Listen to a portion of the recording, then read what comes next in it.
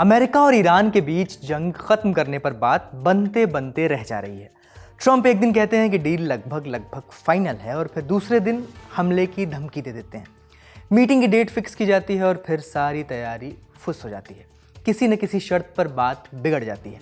इसकी एक बड़ी वजह है ईरान का हाईली एनरिच्ड यूरेनियम का स्टॉक। अब ईरान से इसी से जुड़ी नई धमकी भी आई है।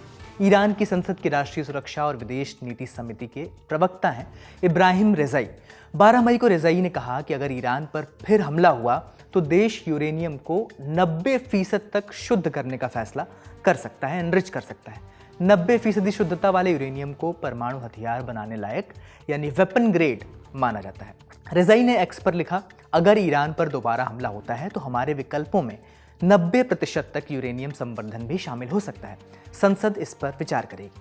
उधर अमेरिकी राष्ट्रपति डोनाल्ड ट्रंप ने 11 मई को कहा था कि अमेरिका और ईरान के बीच चल रहा युद्ध विराम लाइफ सपोर्ट पर है। उन्होंने जंग रोकने पर ईरान की तरफ से भेजा गया प्रस्ताव खारिज कर दिया था। इससे साफ है कि संघर्ष खत्म करने की कूटनीतिक कोशिशें अभी भी बेहद कमजोर स्थिति में हैं।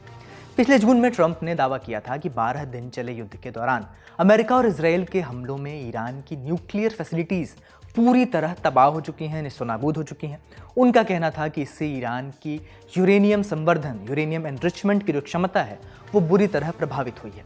लेकिन फिर उस 440 किलोग्राम यूरेनियम का क्या हुआ जो पहले ही 60% तक एनरिच किया जा चुका था? ये अब भी साफ नहीं है। रिपोर्ट्स की माने तो ईरान के पास ये 440 किलो यूरेनियम अब भी सुरक्षित है। ऐसे में वो आसानी से इसे 90% तक एनरिच कर सकता है। अमेरिकी खुफिया एजेंसियों का आकलन है कि जब तक इस हाईली एनरिच यूरेनियम यानी HU के भंडार को हटाया या नष्ट नहीं किया जाता, तब तक ईरान के परमाणु कार्यक्रम को गंभीर नुकसान नहीं पहुंचेगा। परमाणु मुद्दा अमेरिका और ईरान के बीच चल रही बातचीत का सबसे बड़ा विवाद बना हुआ है।